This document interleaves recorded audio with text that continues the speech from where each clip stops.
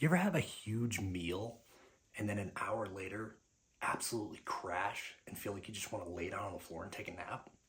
It's actually a pretty common experience, but it's because of something happening in your body that's not so ideal. So I want to help you fix that.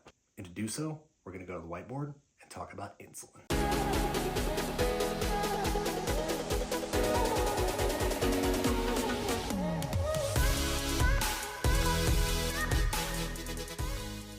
This is your brain on sugar.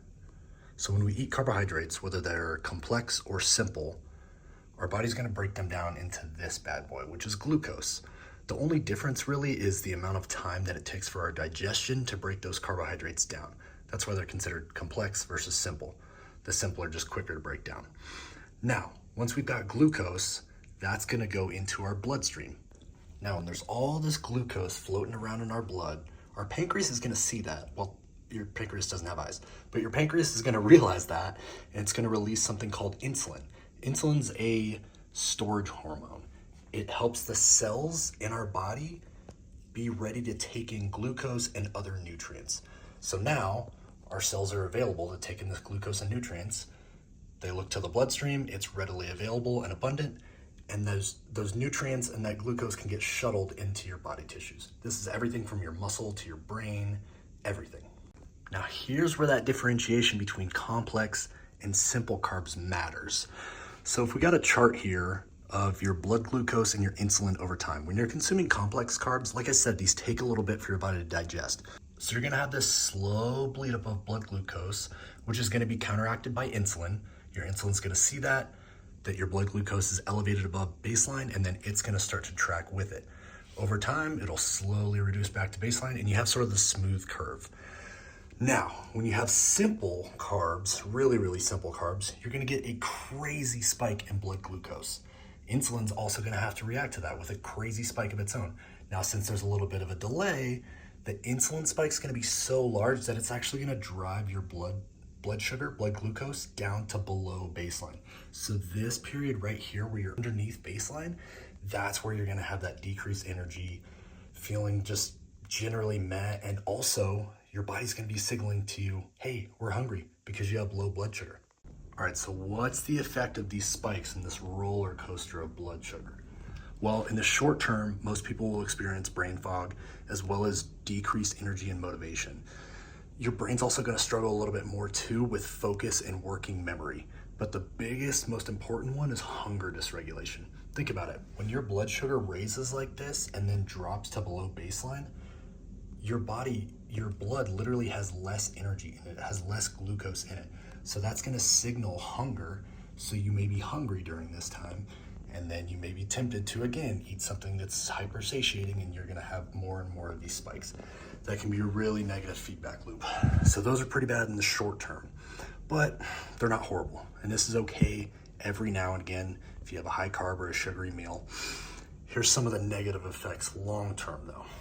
If you have a ton of these spikes over a long period of time, you can start to develop insulin resistance. That's when your body literally does not listen to the insulin signal that's being sent to it. That can ultimately result in diabetes, but it also results in metabolic dysfunction, obesity, inflammation, and these can actually continue to make the others worse. And all of these together can result in really poor metabolic health. So how do we avoid having huge insulin spikes? There's a couple things that you can do that are gonna have a huge impact. Number one, you can eat protein and fat first in your meal. You can even eat them a few minutes before your meal, like I mentioned in another video, but eating these at the start of your meal is gonna have an effect on insulin that's gonna blunt your insulin response. Number two, keep fiber, AKA eat whole foods. It is incredible the difference in insulin response to something like apple juice that's just pure sugar, as opposed to an actual apple that has fiber, water, other things in it. That's gonna drastically reduce the insulin response. Number three, movement before or after meals. This has to do with insulin sensitivity and your body actually using the glucose that's in your blood. Ideally, if you can eat most of your carbs around your workout or your workout window, if this is a training day for you, that's gonna be extremely beneficial. And then number four, know that some foods can blunt your insulin response. So cinnamon actually acts as an insulin mimetic, which means it mimics the effects of insulin. Apple cider vinegar can also have a very pro-regulatory effect on blood sugar and insulin levels. And then berberine is a supplement that's a little bit more advanced, but if you want to look into that, highly recommend that one as well. Now, here's the most health promoting thing that we can do: improve our insulin sensitivity. So we're super sensitive to that hormone.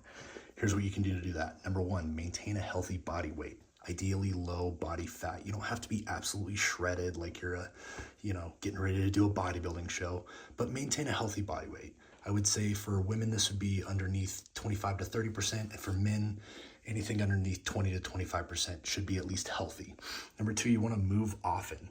So this can be low intensity, steady state cardio, high intensity interval training, any walking that you're doing throughout the day, playing with the kids, playing with the dogs, anything that's movement. Number three, increasing muscle mass.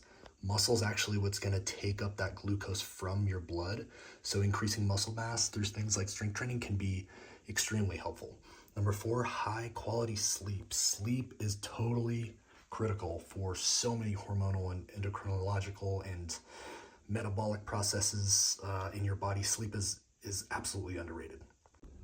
Here's an easy way to know if the carbohydrates that you're consuming are more on the complex side or more on the simple side.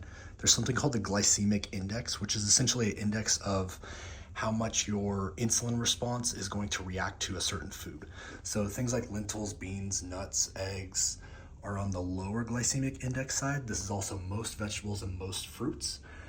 In the moderate glycemic index, which is between 55 and 70, you're gonna have things like bananas, milk, oatmeal, corn, sweet potato, some forms of rice. And then on the high or simple side, high glycemic index though, you're gonna have things that are simple sugars. So table sugar, honey, high fructose corn syrup, almost all candy, soda, pop Coke, whatever you call it.